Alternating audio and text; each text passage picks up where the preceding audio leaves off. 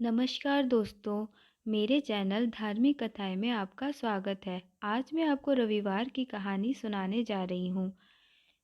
एक बुढ़िया थी। उसका नियम था प्रति रविवार को सवेरे ही स्नान आदि कर घर को गोबर से लीपकर फिर भोजन तैयार कर भगवान को भोग लगा स्वयं भोजन करती थी। ऐसा व्रत करने से उसका घर अनेक प्रकार धन धान्य से पूर्ण था। श्रीहरि की कृपा से घर में किसी प्रकार का विघ्न या दुख नहीं था। सब प्रकार से घर में आनंद रहता था। इस तरह कुछ दिन बीत जाने पर उसकी एक पड़ोसन, जिसकी गौ का गोबर वे बुढ़िया लाया करती थी, विचार करने लगी कि ये वृद्धा सर्वदा मेरी गौ का गोबर ले जाती है, इसलिए अपनी गौ को घर के भीतर ही बांधने लग गई। बुढ़िया को गोबर ना मिलने से रविवार के दिन अपने घर को ना लीप सकी, इसलिए उसने ना तो भोजन बनाया, न भगवान को भोग लगाया तथा स्वयं भी उसने भोजन नहीं किया। इस प्रकार उसने निराहार व्रत किया। रात्रि हो गई और वह भूखी सो गई। रात्रि में भगवान ने उसे स्वप्न दिया और भोजन ना बनाने तथा ना लगाने का कारण पूछा। विदा ने गोबर न मिलने का कारण सुनाया।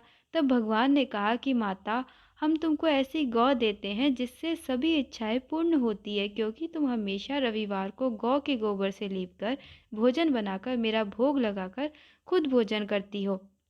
इससे मैं खुश होकर तुमको वरदान देता हूँ। निर्धन को धन और बांझ स्त्रियों को पुत्र देकर दुख को दूर करता हूँ तथा अंत समय में मोक्ष देता हूँ। स्वप्न में ऐसा वरदान देकर भगवान तो अंतर्ध्यान हो गए और विदा की आँख खुली तो वह देखती है कि आंगन में एक अति सुंदर गौ और बछड़ा बंधे हुए हैं। वह गाय और बछड़े को देखकर अति प्रसन्न हुई और उसको घर के बाहर बांध दिया और वहीं खाने को चारा डाल दिया।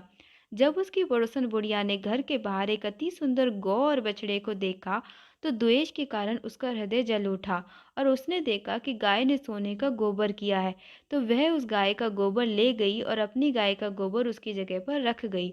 वह नित्य प्रति ऐसा ही करती रही और सीधी सादी बुढ़िया को इसकी खबर ना होने दी। तब सर्वव्यापी ईश्वर ने सोचा कि चालाक के कर्म से बुढ़िया ठगी जा रही है, तो ईश्वर ने संध्या के समय अपनी माया से बड़े जोर की आंधी चला दी। बुढ़िया ने अंधेरी के भय से अपनी गौ को भीतर ही बांध लिया। प्रातःकाल जब वृद्धा ने देखा कि गौ ने सोने का गोबर दिया है तो उसके आश्चर्य की सीमा ना रही और वह प्रतिदिन गौ को घर से भीतर बांधने लगी। उधर पड़ोसन ने देखा कि बुढ़िया गऊ को घर के भीतर बांधने लगी है और उसका सोने का गोबर उठाने का दाव नहीं चलता, तो वे ईर्ष्या और ढाह से जल उठी और कुछ उपाय न देख पड़ोसन ने उस देश के राजा की सभा में जाकर कहा कि महाराज, मेरे पड़ोस में एक वृद्धा के पास ऐसी गऊ है जो आप जैसे राजाओं के योग्य है। वह नित्य सोने का गोबर देती है। आप उस सोने से प्रजा का पालन करिए। वह वृद्धा इतने सोने का क्या करेगी। राजा ने यह बात सुन अपने दूतों को वृद्धा के घर से गऊ लाने की आज्ञा दी। वृद्धा प्रातः ईश्वर का भोग लगा भोजन ग्रहण करने जा ही रही थी कि राजा के कर्मचारी गऊ को खोलकर ले गए। वृद्धा काफी रोई चिल्लाई, किंतु कर्मचारियों के समक्ष कोई क्या कहता। उस दिन वृद्धा गऊ के वियोग में भोजन ना खा सकी और रात भर रो रो कर ईश्वर से गऊ को पुनः पाने के लिए प्रार्थना करती रही। उधर राजा गऊ को देखकर बहुत प्रसन्न हुआ, लेकिन सुबह जैसे ही वह उठा सारा महल गोबर से भरा दिखाई देने लगा। राजा ये देखकर घबरा गया।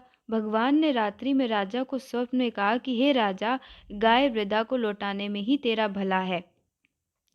उसके रविवार के व्रत से प्रसन्न होकर मैंने उसे गाय दी थी। प्रातः होते ही राजा ने वृद्धा को बुलाकर बहुत से धन के साथ सम्मान सहित गऊ और बछड़ा लौटा दिया।